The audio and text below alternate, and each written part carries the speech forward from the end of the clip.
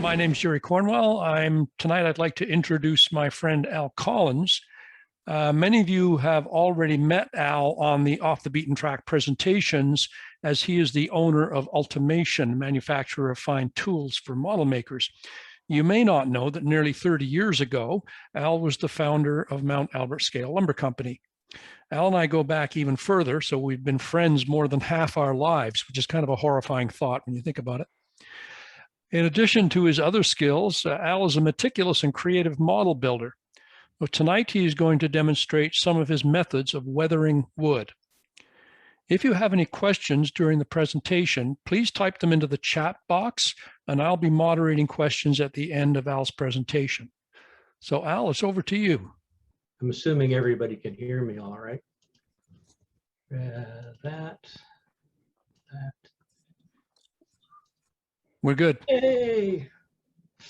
So I think if there can be any sort of silver lining to this COVID situation, the one thing we found in our little group up here called the affectionately known as the Maple Leaf Mafia, we have continued to do our monthly get-togethers, but we've done them with Jerry's help on a webinar, and it's opened up the opportunity to look at some techniques as well as some models that all the guys are doing. I think one of the biggest frustrations I had years ago when I was building models is I saw beautiful contest models and I saw beautiful models that people did, and I really did not know how to do them myself. So it was a challenge. So I started building a little water tower that was sort of a figment of my imagination in conjunction with some pictures I'd seen somewhere or other. And I thought this time I would take pictures as I went along so that maybe I could share them with our group on our monthly webinars, with the option, of course, if the model screwed up, then I wouldn't bother sharing it. So, we'll start. I'll go through this step by step. Some of it's, I got some techniques that are fairly simple, and some products that I've used. So this is the pump house for a water tank that I can show some pictures off at the end. The guys that are in our group have obviously all seen this more than once. However, this is simply a little pump house. It's all done with Mount Albert stripwood, surprisingly enough. So we'll go step by step. Underline stains are basically alcohol, isopropyl alcohol, and various shoe dyes. You can make your own, but I think it's a whole lot easier for me. I like the colors. I just buy it, and Rick sends it to us. Initially, to get the first base coat, I heard someone earlier talking about using float-quill driftwood stain. That's not available anymore. So this is a close resemblance, and it really works quite well. So we'll read through the notes, and I can add bits and pieces as we go. If you dilute this about 80% to start with, it gives a pretty good representation of weathered wood. I don't wipe it. I let it soak for 2 or 3 minutes. Just let it dry by itself, and it comes out quite nicely. A little tip, and I notice on the bottles that Rick has put on rubbing alcohol. I don't think he uses rubbing alcohol all the time, because rubbing alcohol quite often has baby oils or perfumes in it. And sometimes you hear people complain that when you use rubbing alcohol and shoe dyes, you get a glossy finish. Well, that's because it's got baby oil in it. Because people like baby oil when they're getting massaged with rubbing alcohol. So it's better to use pure isopropyl alcohol, either 90% or 70%. And again, thin that down to 80% to start with. Okay, Jerry, I got a problem. I'm pushing the button and it's not changing the slides. Okay, you need to make sure you're in Keynote. Yeah. You're probably in Zoom.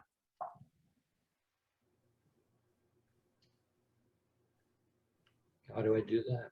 Click on the slide. Click on the slide. Click on the slide. There you go. There we go. Okay. So there we go. That's the first coat. That's 80%. And that's Again, just driftwood. I think it's 1x8. Yeah, it's 2x8s perhaps. But anyway, you can see the piece underneath is a piece of weathered wood on my back porch. So it's pretty accurate in the first coat. And that's, again, just 2 or 3 minutes, soak it, let it dry. Put it out in the sun if you can and let it dry. Now you can vary the color of that stain. As you can see, you can go to 100%. Another one is a Cordova Brown, which is just a little browner as opposed to grayer. You can darken up the wood if you like. You can pre-wet the wood with alcohol and play with it so that the stain soaks in a little further into the grain. It dries quickly, so it's it's not an overnight thing. It'll dry within 15 or 20 minutes. What else have we got here? Yeah, like anything else, do it slowly. Don't try to do it all at once, because it's really hard to make a darker stain lighter, but it's easy to make it darker. So you can do 2 or 3 coats if you like. And you can also blend them together. Boxcar red or barn red is, again, a vanishing paint that we used to use in Floquil. So these two colors from Vallejo mixed together give a fairly close representation of boxcar red. 1-to-1 ratio again. And this keeps popping up for some reason. So you can dilute that with water after the stain is dried, and usually about 50-50 water to that mixture. And if you look at any building up under the eaves, the paint or the stain is virtually untouched. Where it gets down close to the ground, it's worn off, and it's got lots of mold and whatnot growing on it. So you can vary the amount of color that you put on, just again with water. And it also helps to pre-wet the wood again there. It allows the paint, if you like, to flow a little better. After that's done, I like to step by step. I found that if you blend them together, you don't get any drastic changes in color or changes in effect. So now we just give it a brush. Just a crappy old brush, and give it a swipe with the driftwood stain, and that sort of ties the bottom part, the weathered part of the wood with the painted part. Starting at the bottom, working up, there is an arrow in there. It's kind of hard to see. Wood is always darker at the bottom on any older building, because that's where the moisture, the runoff from the roof and the moisture wicks up into the wood. The black and the white you see in that is mold. As well as the paint wears off it. As the rainwater drips on the drip line along the floor or along the base of the wood, it wears the paint off. So there's the first 3 steps that I've done. I've done the base coat first. I've done the imitation or the replication of the boxcar red, and then an overall wash of driftwood to tie everything together. So now we want to get a little mold going in there. So again, just any kind of whitish or off whitish water-based paint. Dampen the wood first, put a little on, and then right away wash it. So you don't get a buildup of the color, but you get some of the white soaking into the wood. That's where it's an advantage to dampen the wood first. 15 or 20 minutes later, you can get, it's a little out of focus, I apologize for that picture, but you get a fairly subtle effect, but it's relatively realistic. I don't spend a lot of time distressing wood. I've seen a lot of models that are, and I'm not being critical, but, or maybe I am, they've been kind of wrecked by people taking razor saws or file cards and going over them to make grains in the wood that are about 4 inches thick. Really the worst checking or cracking in wood, again, is going to be down where the worst weathering is, close to the ground. Hang on for a minute. So yeah, so again, I'm just showing the stuff I used. I've taken an X-Acto knife and distressed that and put some cracks, part way up the board. Significantly enough that they will show, and then just touch them up with the Cordova Brown over top. Again, just washes. This can be full strength, and that'll bring out some of the grain and the cracks that you put in the bottom of the boards. Now again, to wash it, tie everything together so there's no start line, differentiating lines between the different finishes. A final, very diluted wash, and you can see by the little, thanks to our friend Jeff Millman, he put a red circle on for me. That's how thin the wash is, and I'm talking, 2 or 3 drops of paint to water, and it just blends everything together. I think if I was a watercolor artist, it'd probably be a technique that would be used. So there's the kind of the finished process of those boards. The few little cracks and things that show are pretty nicely accentuated, and the wood itself, by not having too much of a buildup of paint, so you're not painting the wood, you're coloring it. And so by not having a whole lot of material on there, the natural wood grain shows through by itself without having to spend a lot of time distressing it. Nail heads, I use a tiny little brush and a dark stain. And the most important thing here is a steady hand. First thing in the morning before coffee is not a good time to be doing this. So the nail heads can just be done with a pin, very tiny brush, just a little bit of dark stain in the nail holes. If you get too much, you can wipe it off with your finger. I think that's a nice clear picture. I'm pointing at this here, and obviously you can't see my finger, but the bottom edge of that board now looks pretty realistic without really doing a whole lot of work to it. Just the 2 or 3 colors are the 3 colors I've mentioned, and a little bit of an X-Acto knife. Then the finished product is back to the little pump house. I spent more and more time recently following the model armament people, and they have a wonderful line of products for pretty much anything that we want to do in model railroading.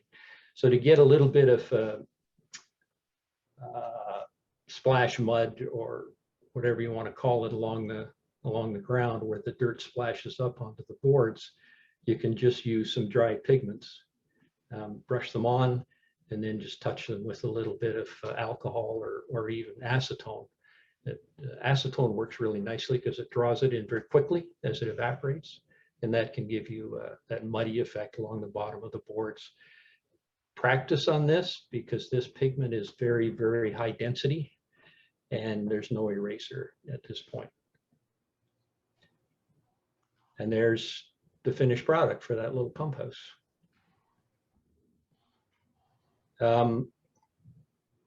I did this as a tutorial, if you like, for our train group. So there's a couple of more things I'll just include here. These again are some of that military modeler products that I've become very attached to. They're all mineral based. So the next part of this model was a derrick for the pump house. So I did a little section on painting the MBWs. I like a little ultrasonic cleaner, and I'm just going to skip ahead one picture. This is, we get this up here at all the automotive stores, or Canadian Tire, or the tractor store, and it's a alkaline based cleaner. It's a degreaser. I used to use this for cleaning car engines, but it really does a great job on cleaning styrene. I found that trying to get any kind of paint to stick to styrene can be a bit of a pain. So a few squirts of this, and even just with a toothbrush or an ultrasonic cleaner, the paints really stick well to any of this plastic castings, the MBWs. Because normally when you get these, after you've handled it 2 or 3 times, the paint all wears off the heads, and you got these shiny black heads that look kind of stupid. So that little technique with that super clean, Agent Purple they call it, seems to do a really nice job of cleaning any mold release or etching the styrene a little bit, or the plastic a little bit. And the paint seems to stick a whole lot better. I've just mentioned a couple of paints here that I think I'm sure this will go on YouTube, that all this information will be there if you're looking for the materials I used. Just flat black and some rust washes. You can, if you get too much of the rust on, then you can just flood the area with a little bit of that driftwood stain, and it blends it all together. Such as in this picture, and it gives that effect of the rust getting drawn into the wood as the Mbws rust, and draws the rusty water into the wood as it rains and whatever. Again, like I said before, every step I like to just give it a wash of tie everything together, blend it all together. So that's the first couple of sections done. And I think I just, oh, so I got some shop talk, couple of tips.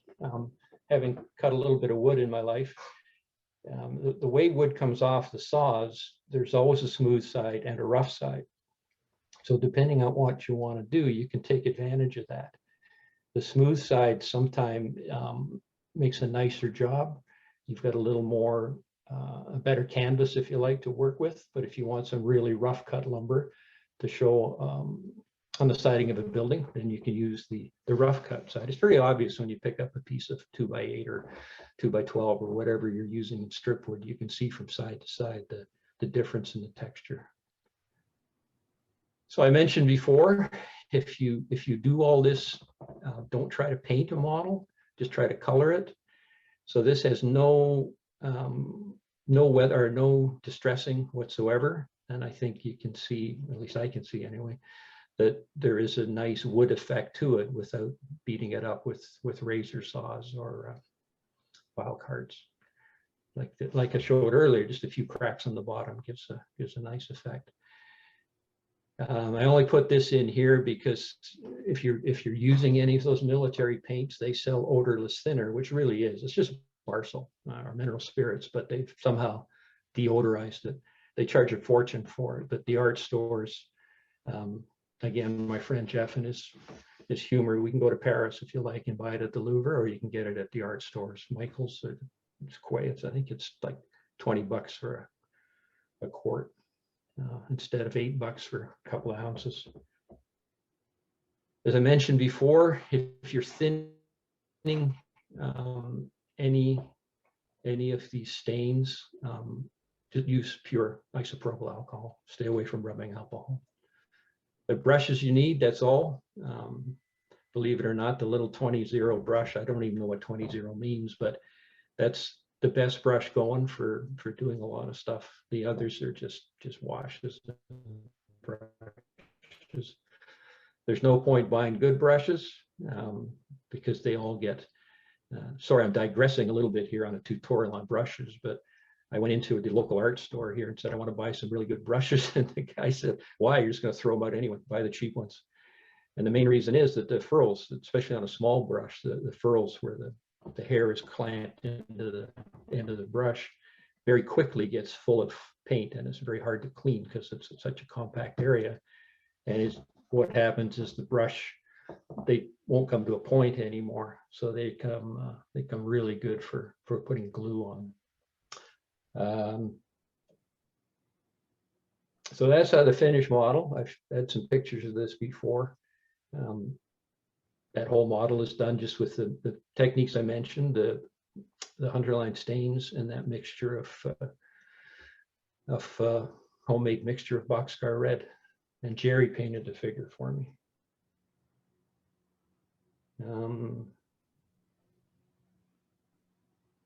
I think that's about it.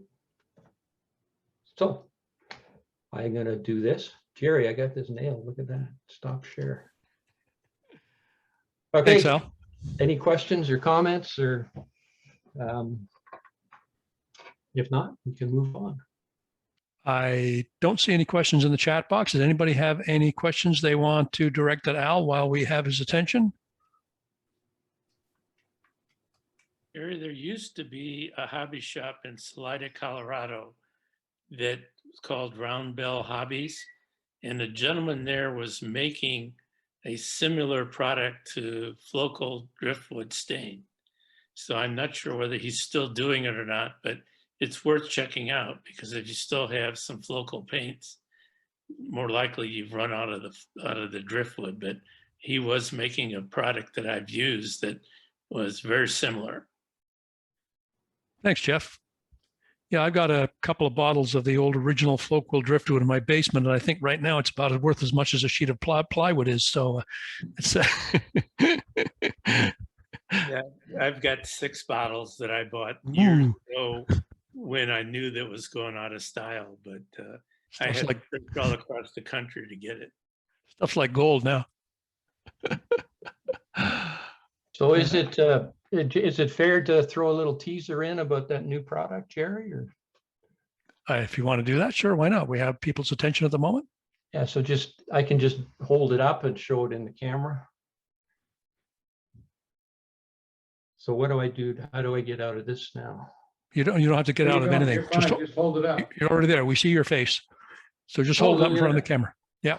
All right. So I have made first of all, here is a joint and a piece of wood. So this isn't sanded. Back up a little bit. Back. Good. Yeah, a little bit out of focus. That's all. All right. You help me with that. So this isn't sanded. This is cut on a chopper thingy, because we're going to call it the slice. There's a new product that Ultimation's bringing out called the slice. So this is 1/4 by 3/8 basswood, and that's cut on our new machine and glued together. Here, tell me when it's in focus. You're good. Back a little bit. Yeah. So those are 4x8 or O scale 4x8s, or no, 6x8. So they're 125 by whatever. And they're just cut on our new machine and just stuck on a piece of double-sided tape. And here's a styrene I-beam cut on our new machine and just glued together. Piece of styrene 1/4 inch square tubing and a piece of styrene 3/16 round. So there's only a pilot model done of this machine. And that's all I'm going to say. They will probably be available by Hickory if all goes well. If I can get parts. The biggest problem I got right now is I order parts and they never show up because nobody's got stock of anything. So that's it. Just a little plug, little tease. Thanks, Al. Something to look forward to at Hickory. 2 questions come up. Repeat the name of the cleaning agent. Super Clean. Super Clean. And it's made by Castrol. Oh, okay. So it should be available everywhere. Super Clean is made by Castrol. A question from Jim Marlett. I think so. Yeah. Thanks. Question from Jim Marlett. I've been using denatured alcohol rather than the isopropyl. Have you seen any difference in the 2 alcohols for diluting stains? No, same thing. Okay. It's just all the drugstores sell isopropyl. That's where I buy it from. It's probably easier to find. Yeah. Jake from BC is asking, what glue is recommended for wood? I've heard of many recommendations. Me too. I use Gator glue. I get it from Home Depot, and the thing I like about that is that. Oh, Al, you just cut out for some reason. Can you check and make sure you're not muted? He's muted. There you go. I'm unmuted now. I don't know how that happened. Anyway, I've been using, hang on for 1 second. I think he's gone to get a prop.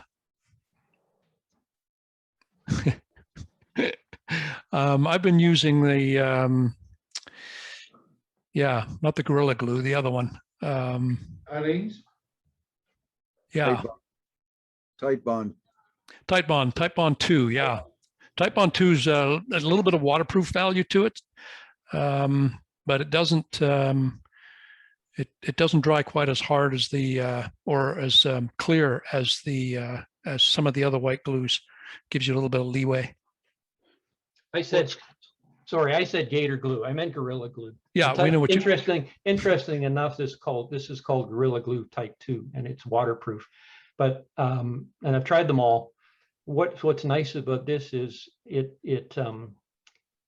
tacks up, so you can build something and put the wood on and it stays in place. And if you really need to move it, you can, but you can put like that little pump house, for example, is just made out of plywood to start with, and then I just glue the boards on. So just this, you can stick the boards on and they stay. And then by the time you've gone around, it's glued. 20 minutes, it's done. But it's really nice and tacky.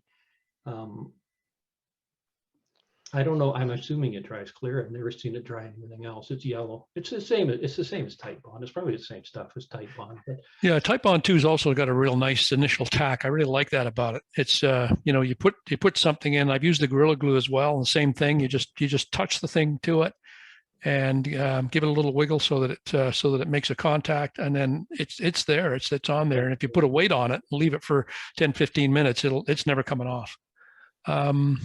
They have Gorilla has a really good line of ACC glues too. They're great. So and it's all available at Home Depot. So I just get all my glue there. Question here about Eileen sticky glue. Any opinion on that? I use that for scenery. I've never used it on wood. I think It works Roger on uses wood. that. It's just a little messy. Yeah. It's hard to put a small drop of anything that Aileen makes. Yeah, Yeah. you're right. It's like a ball of snot. No, it's worse than that. But it's good for scenery. Because you can just stick with some in place. But the other thing too about this Gorilla Glue is that if you want to thin it down, it thins with water perfectly. I'm not sure that Eileen's glue you can thin with water. Yeah, it does. I've used Eileen on all of my scratch-built wood structures. Stays pliable for forever, doesn't it? So Just have about. I use a number 2 syringe to apply my Aleen's glue. Yeah. Yeah. At full, I use it at for full strength. Full strength, yeah. I Wow. use it to glue crew into locomotives and that. It works pretty well for that as well. Hey, Alan, how often do you have to clean out your syringe? Well, you stick a piece of brass wire in it, and it usually, every once in a while, you got to ream the tubing. Okay. Yeah, I'm familiar with that technique. Let's not go there. No, I built a huge dock with a train station on it, and it's all with Eileen's. And I just finished a viaduct that's about 40 inches long. It's all with Eileen's. Yeah. I've been using a lot of canopy glue and it works just fine for most of the stuff, but I'm in HO. You bigger guys probably need something else. But the canopy, you put it on something and in probably 6 or 7 seconds, it's tacked up to the point where it holds. I've got a comment here from Rags in the chat box indicating they put a syringe in nearly every kit they sell. And I know Fast Tracks has been putting in the Mount Albert kits has been putting a glue. They have the what do they call the magic glue bottle or the perfect glue bottle, and they put that in with the kits. Thanks a lot, Al, and we're over to Russ.